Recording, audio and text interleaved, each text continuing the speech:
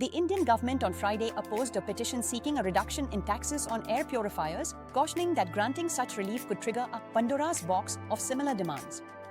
The centre argued that allowing concessional tax treatment for air purifiers would set a precedent for multiple products seeking reclassification, complicating the tax framework under the Goods and Services Tax (GST) regime.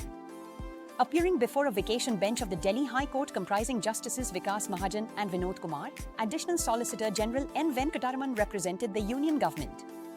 He raised serious objections to the petition, questioning both its intent and credibility. Venkataraman stated that the petition did not qualify as a genuine public interest litigation (PIL) and described it as calculated and loaded.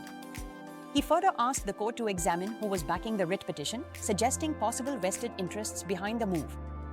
For policymakers, the challenge remains balancing growth support through tax cuts and maintaining revenue discipline ahead of public spending commitments.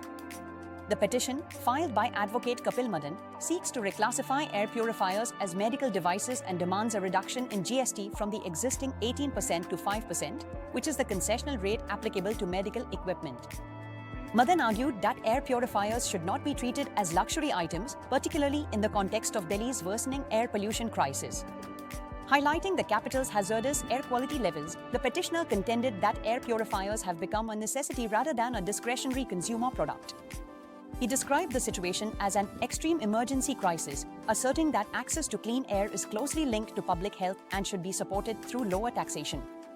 However, the centre maintained that policy decisions related to tax classification and rates fall within the domain of the legislature and the GST Council, not the judiciary.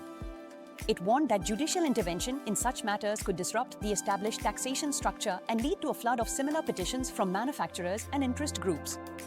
The court is expected to examine the maintainability of the petition before considering the substantive relief sought. BizShort in seconds, say what matters.